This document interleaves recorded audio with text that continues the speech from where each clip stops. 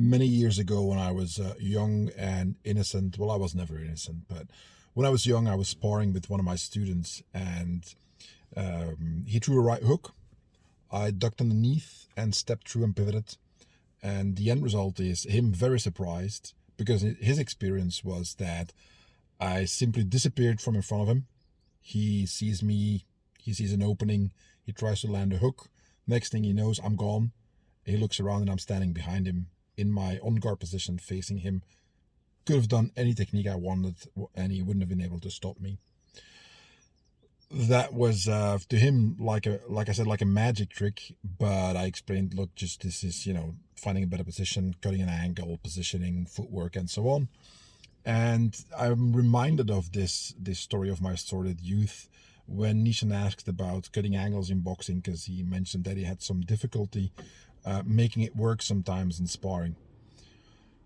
There's a lot of things that I can say. I'm going to try to keep it as simple and as clear as possible. I will advise to go back to the video where I talked about timing, because I see timing, distancing, and positioning as related to each other. So in that regard, if you look at it in isolation, I think it's not going to be that helpful. It's an interesting topic to discuss anyway, but if you narrow it down to just the footwork, it often doesn't work. So I'll give a few ideas to work on, and hopefully that helps. So one of the things that I always explain to students is, as when they start trying to implement cutting angles, is that don't make them too big at first.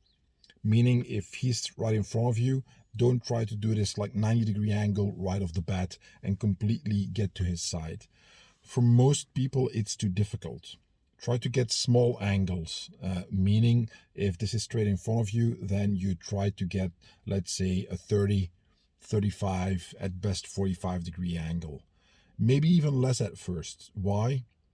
Because it takes a lot of skill and a fair amount of experience figuring out when exactly do you cut that angle. If you do it at the wrong time, then it's always going to be visible and he's going to punish you for it. And then you're going to be like, well, cutting angles doesn't work. That's nonsense. But it actually does work. Loads of good boxers make it work every single day and every time they fight. So it's not that it's impossible, but it has certain requirements that you need to meet, and one of them is really good timing, knowing when exactly to cut that angle. So in that regard, if you're having trouble making it work, make them smaller. Granted, it's not going to give you the same benefits as cutting the perfect angle for whatever situation you're in, but it's better than completely failing every single time and giving up. So that's one aspect. The other aspect is you have to have a certain amount of, let's call it, explosiveness and crispness in your footwork. Meaning, as soon as you spot the right time to cut an angle, doesn't matter if it's left, right, whatever, it needs to happen instantaneously. A lot of people, when they start working on this, they still need to drop their weight a little bit before they use the footwork to start stepping and pivoting and so on. Or they lean with the upper body very clearly first, and then the feet are relatively slow in following. These kind of telegraphed movements that allow the opponent to see that you're going to try to cut that angle and then punch you in the face for it. So you need to have solid footwork, solid body mechanics, that when you move, you actually do move. There's no preparation, there's no telegraphing. And you also need to be fast enough, meaning that even if you have the perfect opportunity to cut an angle in boxing, in a boxing match, or in a sparring in the boxing gym, or MMA or kickboxing, doesn't matter, you still have to move fast enough. Spotting the opening, the opportunities is one part. Correct execution of the technique is the other part. So take a look at yourself when you're doing that. I always advise people to record yourself when you're sparring and training and so on, because you will spot issues that you think you're not, you think you're doing it right, and then you look at the video and you're like, nope, I'm actually dropping my guard there, or nope, I'm actually leaning too much in one direction to make that work. So record yourself, or ask feedback from a coach or a friend or somebody else at the gym, and work on that crispness, that cleanness of technique, so that when you spot the opportunity, there's no loss of time. You immediately get to it.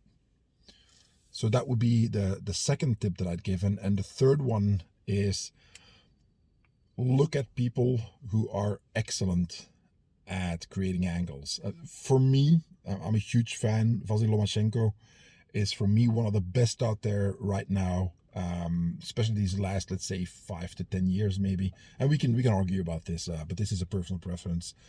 Lomachenko, I think, is one of the guys. If you want to have good footwork and want to see how far you can get cutting angles, study his fights.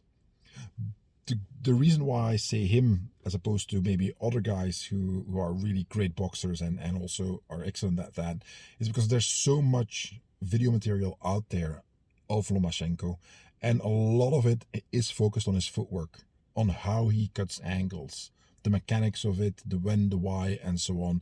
There's a tremendous amount of material on social media, especially articles have been written and so on.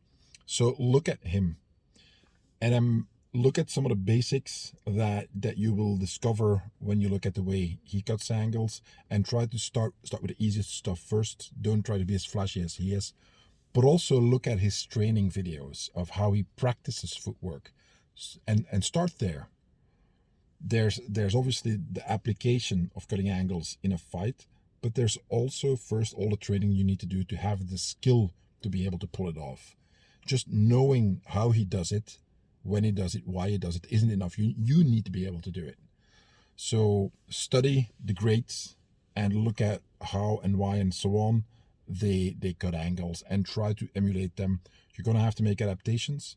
You're going to have to figure certain things out that he doesn't explain, or is nowhere explained in other videos and articles and so on.